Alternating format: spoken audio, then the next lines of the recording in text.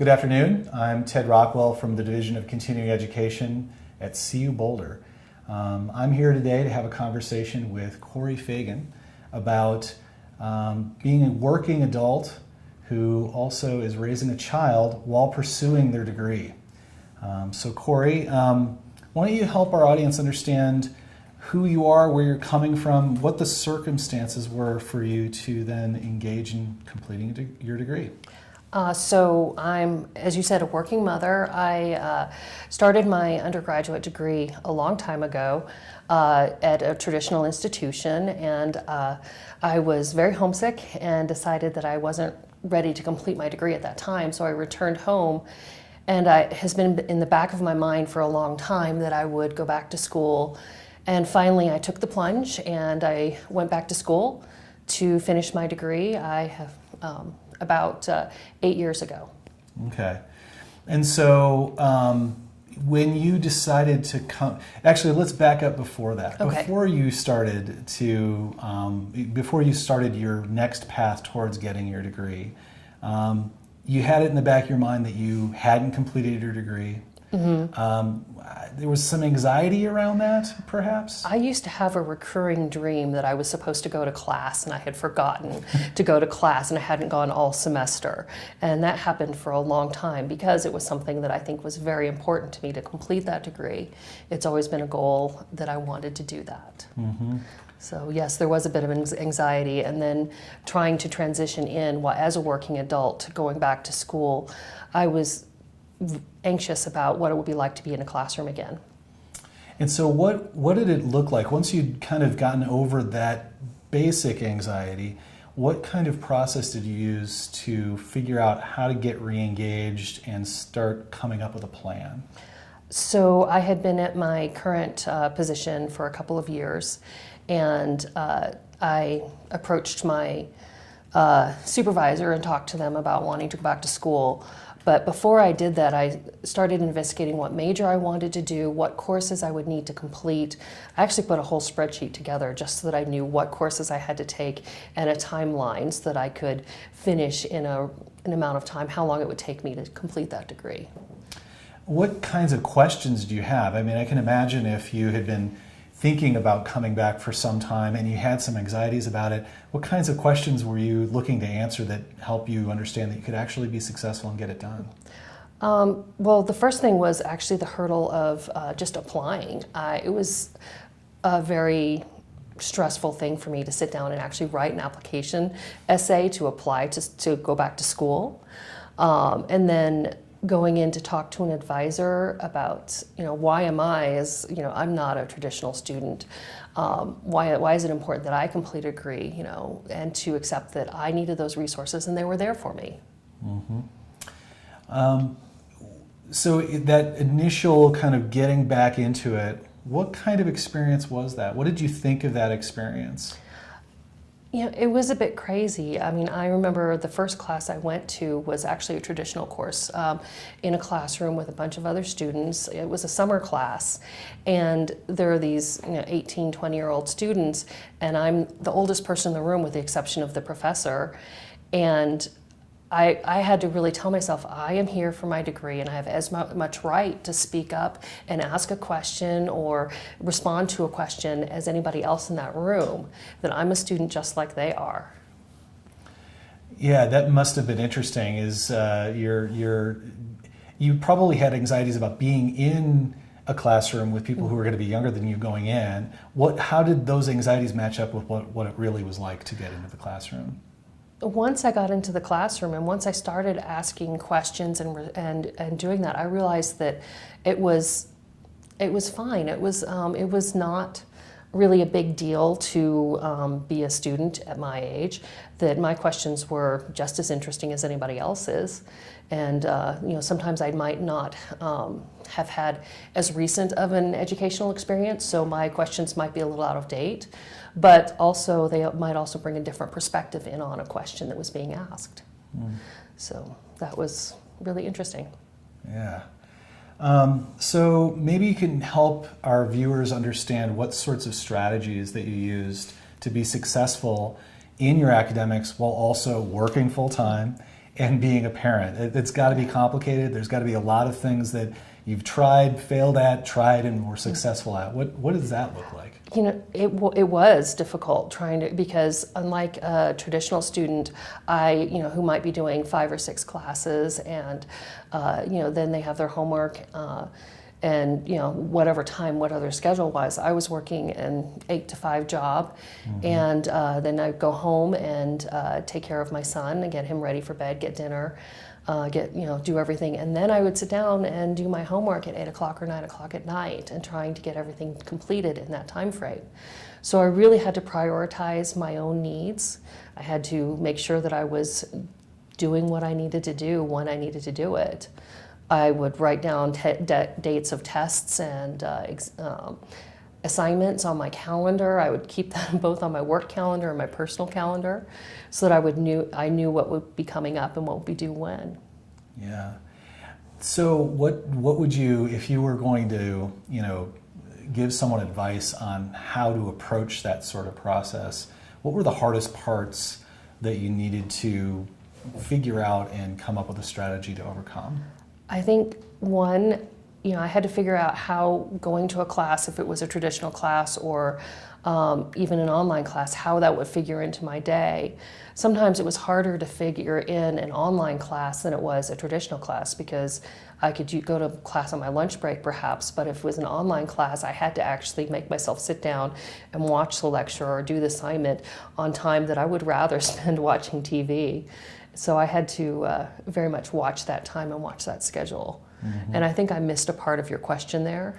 Well, I think that one of the things that would be helpful, I think, for people to understand are what kinds of strategies, if you were going to talk to someone right now about, hey, if you're looking to get back to school, you're going to be working full time and you're going to have other family obligations you have to deal with, what kinds of strategies did you end up using that would help to get through that? Beyond keeping a calendar, that seems pretty obvious, getting good at your calendar, but what else would you advise these people to do? I would bring my work with me to my homework, my schoolwork with me to work, so that if I had a break, I could sit down and read a chapter of a book if I needed to. Also, resources. I loved using the library because I have lots of distractions at home. But if I have a chance to go to a library, even my public library rather than the school library, I could sit down in a little conference room there and just and do my, if I had to write a research paper, and spread out and have that time away from anyone else. I had to, make concessions and work with my partner at the time to make sure that he would take care of our son while I was going to do this. So we had to really work out a schedule and see how we could make this work for our family. So what kinds of support did you look for as you were going through this? You've mentioned going to the library. Initially, you were involved with an academic advisor, correct? Well, yes. When I first chose my degree plan, I met with an advisor to speak about what courses I should be taking. So that was very helpful to sit down and find out, what the requirements were going to be for my degree, and so that I could go ahead and plan that. As I said, I created a spreadsheet so I could track what I was going to do each semester. I had a little checklist. I would mark it off as complete so that I could see what needed to be done. I think that in a traditional path, you have an advisor, you're meeting every semester, and they might be suggesting to take these 4 or 5 classes. And I think I had to advocate for myself a little bit more and just have a longer term plan than a regular student might have, so that I could keep on track to my goal. Yeah. Well, so it's really interesting. I know a little bit more than our viewers do about what your story is, and so I'd love for you to help explain to them what your goal was as you started this, and why don't you tell that story? That's a really interesting tidbit. So when I first started going back to school here at CU, my son was about 2 years old, and my goal was to be done with my undergraduate education by the time he was completed his completed middle or elementary school. So I had 8 years to complete my undergraduate education, taking about one class a semester. And I did it by about 3 weeks. But it was a great experience also because as he's learning about homework when he went to elementary school, when he started school, and he's learning that he has an assignment due, he can see that mom still also is sitting here and doing an assignment and working on something. So I think it was really beneficial to him as well as it was to me. When did you complete your degree? I completed my degree in May this year. Congratulations. Thank you. Yes, and you beat the elementary school by 3 weeks? By 3 weeks. Amazing. My graduation was 3 weeks before his. So, yeah. Do you have any particularly fond memories of the experience of trying to complete your degree and what the impacts were on your family and your son in particular? So when I started my degree, my son was in daycare during the day while I went to work and when I went to school. And there were some times that I would have an exam that would be late, and so I had to make arrangements with others to take care of my son. One of my favorite memories is when I had a late exam and my mom picked my son up from daycare and we met at a park, and I remember walking over this hill. It was spring or summer, and my son was playing at the park and he saw me coming and he ran up to me and jumped into my arms as I was done with my exam, and it was just really a big relief, and it was just such a wonderful memory. Yeah, that's got to be great, and to see the impact that your son got from having you in school as well. It's an interesting experience that I'm not sure that most people who are in the throes of the anxiety of what it might mean to return would consider. That there may be real positives to the experience. I can imagine that. So it took you how long to complete? It was about 8 years. A long time. Yeah, I had about 2 years worth of work left. I think I actually in that time completed about 80 credits. Okay. So a little bit more, but it was because of what courses I had needed to take for my degree. So about 10 credits a year. Wow. And so I can imagine it wasn't all just peaches and cream as you went through those 8 years. What were some of the low moments? Where did you experience any doubt along the way? There were 2 semesters that I was really struggling. During the course of my degree, I actually ended up getting divorced. And one semester I actually ended up taking it incomplete from the class and finishing it up later. I worked with a professor and I explained what was going on, and he allowed that. And then there was another semester because of the same situation that I ended up having to withdraw. And it was just for one semester, but I knew that I had to get back on track, and I ended up taking a couple of courses that summer to get back on track so that I could complete what I needed to do. That's 8 years is a long time to have to try to slog through, and I'm proud of your accomplishment. It's a lot to experience, and it's one of these things that when you kind of you talk about students returning to school and completing their degree, it's easy to overlook the personal sacrifices people do need to take into consideration as they move through. So. Yeah. And I don't know that it would necessarily take 8 years for just about anybody. It took me that long because I really wanted to commit to only taking one class a semester. And that was my personal choice. But there were a couple of semesters, especially during the summer, that I ended up taking more than one class. So, and with online courses, sometimes that's easier to do, to take more than one course. Yeah, absolutely. So how does continuing education factor into this story? We haven't really gotten into that. I know that you met with a main campus advisor initially, right? I did. I'd never actually met with a continuing education advisor. The majority of my coursework was completed in the traditional classroom, but I did take a couple of continuing education courses because they really filled out the coursework that I needed. One course was only available through continuing education, and it was a wonderful course. I was really looking forward to taking it, so I was glad that I was able to do that. Well, so you earned your degree in the spring. Did you walk? I did walk. Yeah. Yes, I did. How did that feel to get out there and walk? It felt great. It was really, really important to me that I actually experienced that. that I got to stand up in the stadium with everybody else who was getting their degree, and to walk into that stadium. I remember walking in, and I had no idea where my family was, and just standing and trying to locate them in the stands. And eventually I looked over to the right, and my niece and my son were on the stands side waving to me, and then they pointed out where they were sitting so that I could actually see them. Now that you've actually completed everything, you've gotten to the other end, what other goals do you have for yourself as you start moving through? For a long time I thought that I might go on to do some graduate work. I'm not sure at this point. I really want to take a break from studies. Yeah. I would love to go to law school, actually. That's a dream, but I don't know if it's going to happen. But other things, I want to travel. Some of my studies were related to the ancient world, and I would really love to see some of the places I learned about.